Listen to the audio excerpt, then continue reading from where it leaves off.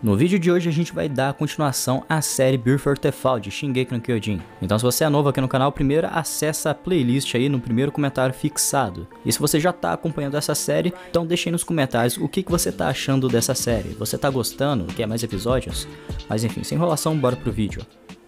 O episódio já começa com o Titã Bizarro tentando devorar o Cardina, só que por sorte ele acaba vendo e consegue se esquivar usando o dispositivo. E nesse momento o Kyukuro já fica mais tranquilo, pois ele sabe que o Cardina agora já consegue se defender usando o equipamento de manobras. E aproveitando o momento em que o Titã está distraído, ele usa suas pedras para criar uma faísca e mandar um sinal para os membros da tropa de exploração que estavam lá em cima. Eles veem o sinal de Kyukuro, as faíscas dele, e logo decidem puxar o Cardina. Mas antes da tropa de exploração puxar o Cardina para cima, o Kyukuro aproveita a chance para tentar atacar o Titã quando ele está distraído, mas no momento que ele usa o seu DMT para chegar até a nuca daquele Titã, aquele Titã começa a pular na direção do Cardina de novo, que agora só estava espendurado por uma âncora, já que a outra âncora que ele disparou para se esquivar acabou ficando de mau jeito na parede. Porém, por sorte, os membros da tropa de exploração lá em cima acabaram puxando o Cardina antes dele ser devorado. E o Kyukuro acabou aproveitando o embalo junto com o Titã Bizarro.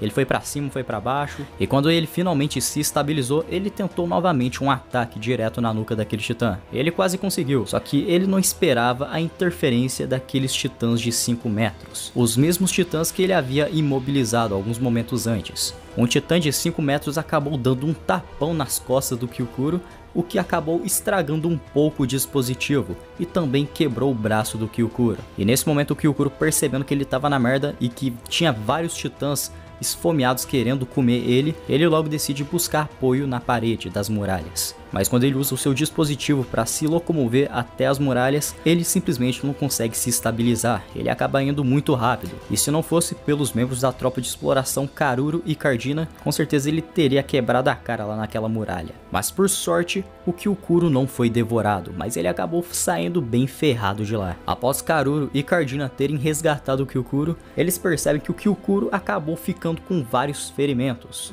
E nesse momento o Karuro começou a refletir um pouco sobre aquele temido Titã de 10 metros. O mesmo Titã que apareceu durante uma de suas expedições lá no passado. E também na sua expedição com Kyukuro. Ele começa a dizer que ele não esperava que aquele Titã fosse aparecer de novo. E por causa da sua aparência, a tropa de exploração acabou apelidando ele de Titã Ogro. E Karuro continua dizendo que o pai de Kyukuro, Hilfmannsel, foi uma das vítimas desse Titã. Foi o mesmo cara que teve a sua cabeça decapitada e jogada para dentro das muralhas, lá no primeiro episódio da série. E George fala que o pai de Kyukuro fazia parte da tropa de exploração e que também era um de seus subordinados na época. Ambos dizem que Hilfmannsel era corajoso e também estupendo. E durante essa época, tudo ia bem. Hif tinha acabado de se tornar o líder de um esquadrão e sua esposa Helena já estava pronta para dar à luz. Mas isso acabou mudando quando o Titã Ogro jogou a cabeça de Hilfmannsel para dentro das muralhas, o que acabou causando uma onda de traumas e surtos psicológicos em sua esposa, Helena. Basicamente o Titã Ogro foi o principal gatilho para transformar a vida do Kyukuro nessa bela bosta que é hoje. O Kyukuro acaba supondo que, como filho, ele deveria buscar vingança pelos seus pais, porém ele não pretende fazer nada disso, pois ele não quer lutar por pessoas que ele nunca conheceu na sua vida. Em vez disso, ele quer lutar pela Charuru, que no momento ela é a sua família. E olha o casalzão, hein? E ele continua dizendo que ele não pode lutar por vingança, mas sim pelo bem de sua família e amigos que ele conheceu. E ele não vai lutar pelo passado, mas sim pelo bem do futuro. E agora que ele tem a total certeza que um dia ele irá vencer o Titã Ogro, pois esse teste prático lhe mostrou muito que é necessário melhorar no momento. Agora voltamos para a cidade industrial. Dessa vez podemos ver que o Sheb já chegou na cidade industrial junto com outro oficial lá da polícia militar de Shiganshina. E também podemos ver que a Charuru trabalhando como uma artesã, porém ela se vê muito desanimada, pois ela está preocupada com Kyukuro, já que eles atrasaram um pouco por causa daquele acidente lá com os titãs. O Kyukuro ficou ferido e tá lá repousando, e por causa disso a Charuru tá meio preocupada, mas o Sr. Xenophon acaba aparecendo e tenta confortá-la dizendo que o Kyukuro está bem, pois ele está rodeado de pessoas fortes e importantes como o Karuro e o George, e também é para ela confiar no dispositivo, que foi criado por Angel e aprimorado por ele. E logo depois disso, ele manda alguns empregados que só estavam lá vadiando irem trabalhar e dá uma tarefa para Charuru. Ele manda ela examinar algumas lâminas e afiá-las, e ela obedece e aceita essa tarefa com todo o prazer e entusiasmo. Cheb e Matheus, no momento em que chegam na cidade industrial, vão perambulando por aí, em busca de um esconderijo secreto, e quando o encontram, Matheus utiliza uma contrassenha que desbloqueia uma das portas, e em seguida os dois começam a descer para uma instalação subterrânea. E nessa instalação subterrânea, eles encontram um homem chamado August, um cara chamado Yuri e uma mulher chamada Mai. Esses são os personagens principais dessa gangue. E é claro, né, todos eles utilizam nomes falsos. E nesse momento, Cheb se lembra de sua verdadeira missão, a missão que foi proposta pela Glória. E resumidamente, essa missão consiste em abater esses dissidentes, pois eles já estavam começando a ganhar forças e também estão planejando uma rebelião contra o governo. A Glória supõe que, independentemente caso a rebelião falhe ou ganhe alguma coisa com isso, isso não vai afetar o resultado final que ela quer, pois esses acontecimentos irão pesar lá pro lado do Dafuneiro, o PM da cidade industrial. E ela continua revelando que ela e seus soldados vão ser os responsáveis por parar esses dissidentes quando a coisa sair do controle, pois ela já possui um homem infiltrado, que é o Matheus, que estava andando junto com Cheb, e que agora nesse momento está fornecendo algumas armas e também informações para ganhar a confiança deles. E a missão de Cheb seria dar um suporte a ele.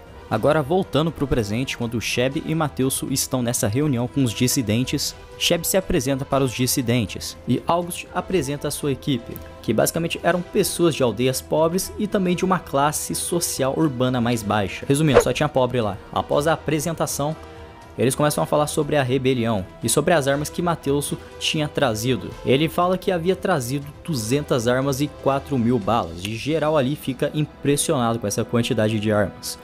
E os dissidentes revelam que eles conseguiram roubar um pouco de pólvora, o suficiente para criar 2 bombas. Então logo fica o combinado de começar a botar o plano em prática no dia de amanhã. Mas antes de se reunirem para criar esse plano, o Cheb diz que ele tem um jantar com o PM lá da cidade industrial, Dafuneiro. Ele pega a carruagem e começa a conversar com um de seus subordinados, que estava coordenando os cavalos. E aquele subordinado relata ao Cheb que o paradeiro da Charuru foi descoberto. Eles descobriram que a Charuru está instalada lá na oficina lá do Harukimo, e o Cheb diz para enviarem pelo menos os 5 melhores homens para capturá-la. E também deixa um aviso para não machucar os trabalhadores daquela oficina e também o Harukimo, já que o mestre Xenophon é um artesão muito poderoso e conhecido dessa região. E enquanto a Charuru afiava as espadas que o Harukimo havia pedido para ela, ela acaba encontrando uma faca com o nome de Angel, e ela percebe que aquela faca é feita de bambu de ferro, e ela fica admirada com a beleza daquela faca. E nesse momento o Harukimo já tinha terminado o seu trampo lá, e foi ver como a Charuru estava. E quando o Harukimo olha para aquela faca, ele logo percebe que aquela faca pertence ao Angel, o criador do dispositivo de manobras. E logo depois disso o Xenophon pensa na hipótese de pelo menos pesquisar sobre o dono dessa faca, para ver se ele consegue achar alguma pista do paradeiro de Angel. E enquanto naquela tarde o Cheb termina a noite bebendo umas brejinhas com o PM lá da cidade industrial. E na noite seguinte começa o plano dos dissidentes. E logo eles começam mandando uma carruagem cheia de explosivos direto para um portão da brigada da polícia militar. E eles acabam explodindo o portão, e nesse momento eles já aproveitam e dominam o território inteiro. E finalmente eles começam a revelar os seus objetivos. E os seus objetivos resumidamente são implantar um socialismo e tentar diminuir a desigualdade dos civis entre os nobres. E para isso eles pretendem atacar a Casa da Moeda, porém eles só vão atacar a Casa da Moeda como uma forma de distrair a PM daquela região, enquanto o plano principal vai ser capturar o artesão Xenophon Harukimo, um dos maiores artesãos da cidade. E eles pretendem usá-lo como uma arma secreta de persuasão contra a PM. E eu não vou nem falar que isso vai dar muita merda. Mas enfim, nesse momento o Cheb e Matheus e Yuri estão atacando uma das bases da PM. E o Cheb os ajuda, até que chega um momento em que ele descobre sobre o plano de capturar o Sr. Harukimo. E ele fica um pouco tenso, pois naquele momento o Cheb havia mandado 5 homens para capturar Charuru, que estava vivendo lá na oficina do Harukimo. Percebendo que os 5 homens não seriam o suficiente para capturar Charuru, ele logo aproveita uma brecha para escapar e tentar deixar Charuru longe desse fogo cruzado que iria acontecer entre os capangas de Cheb e os dissidentes. Mas antes de chegar na oficina, ele acaba tendo um confronto indesejável contra o Matheus, que havia o seguido enquanto ele saía correndo desesperado pela cidade. E Matheus revela de que, qualquer forma, ele pretendia matar o Sheb, pois após o fim dessa rebelião, ele iria culpar o Sheb pelos transportes de armas ilegais. E então, resumidamente, ele queria matar o Sheb e jogar toda a culpa disso em cima dele. E agora, durante esse confronto, o Matheus acaba fazendo uma pose de Jojo Fag, mano, que na real é impossível não perceber. Se parece muito com Polnareff. Mas enfim, enquanto isso, os dissidentes e os homens de Sheb já se encontraram e estão causando um tiroteio em massa.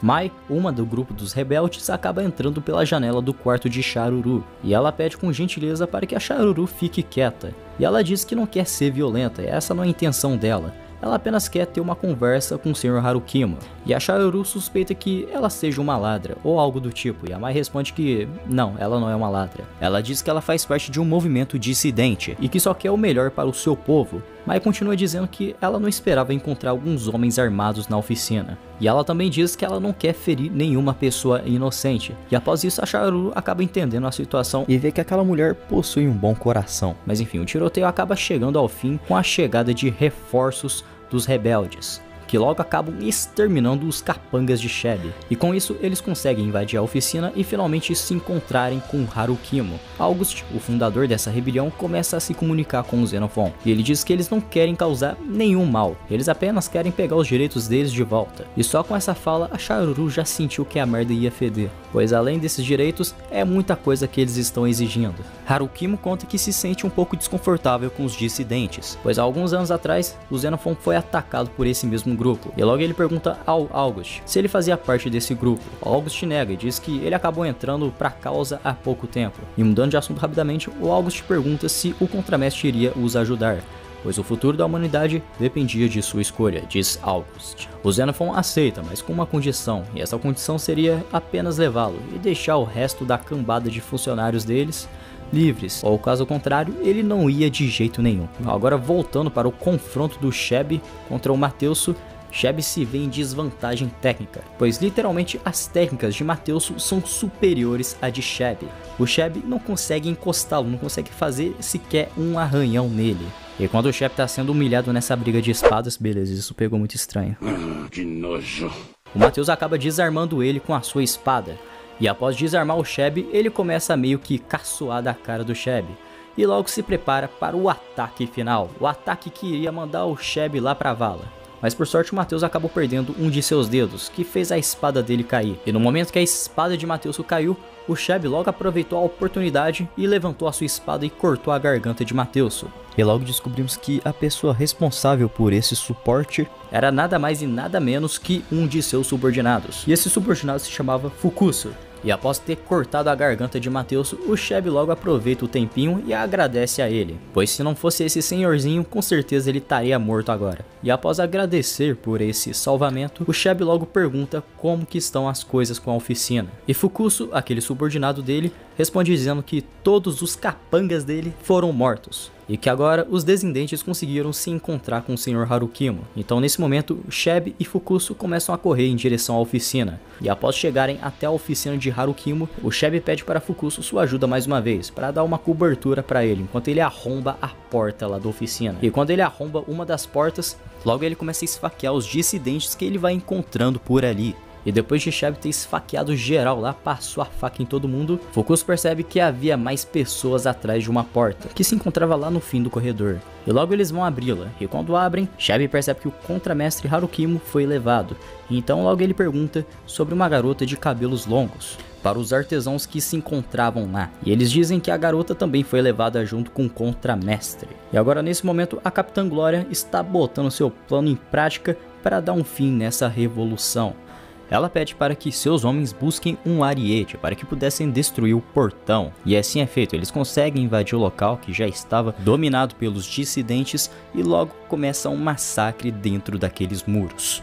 Diversas pessoas são mutiladas durante o confronto contra a PM. E após a PM ter dominado um dos portões, acaba sendo possível ver uma grande diversidade de cadáveres no chão. Tinha gente morta de qualquer tipo. E agora que o território foi dominado, Glória dá as ordens de executar todos os dissidentes, exceto os líderes desse movimento rebelde. Enquanto isso, lá fora dos muros, está o Kyukuro acompanhado de George e Cardina. Então George logo presume que talvez seja uma rebelião dos dissidentes, já que ele ficou sabendo do assunto por cima, por causa de um de seus alunos. Agora, voltando um pouco ao passado, vimos o Kyukuro de cama com seu braço quebrado e também com algumas costelas quebradas.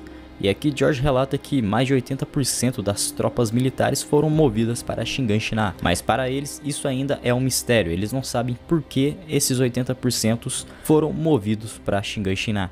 O Kyukuro acaba sentindo uma premonição, e ele diz que se ele não voltar agora nesse instante, provavelmente ele vai se arrepender muito no futuro. E mesmo com esse braço quebrado, Kyukuro acaba convencendo o George e o Cardina a levar ele até a muralha Rose. E agora no presente, George acaba analisando essa situação suspeita e percebe que a Capitã Glória agiu até que rápido demais. E percebe que talvez ela tenha um homem infiltrado dentro dessa organização rebelde. E ele também acaba pensando em outra coisa, só que ele não acaba revelando. E logo que o Kyukuro tem a brilhante ideia de utilizar o dispositivo para passar pelos guardas da PM sem ser percebido, já que provavelmente uma entrada pela porta da frente seria meio que impossível, já que os PMs iriam bloquear a passagem. E primeiramente Cardina acaba não concordando com esse plano, já que o Kyukuro estava com o braço quebrado. Mas o Kyukuro acaba falando por cima e diz para ele relaxar e ficar de boa. Portanto que o gesso não quebre, o braço dele vai continuar fixo no mesmo lugar. E após isso ele pega o dispositivo do Cardina emprestado e começa a se preparar para entrar lá na cidade industrial. E George diz que vai fazer o possível para tentar distrair os guardas da PM. E saca só essa imagem, parece até uma referência de Cavaleiro do Zodíaco. E Cardina, vendo que não vai conseguir impedir essa vontade do Kyukuro de invadir a cidade industrial, acaba ali entregando a sua espada, para que pelo menos se acontecer algum confronto no futuro, ele possa ter alguma chance de se defender. E depois de ter se equipado, ele faz um gesto de adeus e se afasta de Cardina aos poucos, que com certeza agora ele vai iniciar o seu plano de entrar lá na cidade industrial, sem levantar suspeitas. Começando a botar o plano em prática, George consegue distrair os guardas que estavam vigiando o portão. Os guardas ficam surpresos ao verem o George, mas mesmo tendo essa sua fama de herói, ele não podia entrar na cidade industrial. E eles acabam falando para ele voltar para o distrito de Trost. George acaba sendo compreensivo, mesmo sabendo que eles estavam escondendo o seu verdadeiro objetivo por trás dessa missão. O Kyukuro fica de tocaia e percebe que agora é o melhor momento para ele atravessar os muros. E então ele lança a sua âncora de seu dispositivo e consegue passar por cima dos guardas sem ao menos eles perceberem. E é assim o Kyukuro consegue chegar em uma torre daquele portão, mas logo é obrigado a se retirar, quando escuta algumas pessoas se aproximando. Então logo ele foge em direção a uma árvore e rezando para que a Charuru esteja bem. Mas aí, gostou do vídeo? Se sim, compartilhe o primeiro episódio com seu amigo. E caso você queira continuar essa leitura, já que ultimamente eu tô trazendo muito pouco de Before the Fall, eu vou deixar os capítulos referentes a esse vídeo no comentário fixado e também na descrição do vídeo. E é claro, alguns sites que eu uso para ler o mangá. Mas é isso aí, eu me chamo Marcelo e até o próximo vídeo. Fui!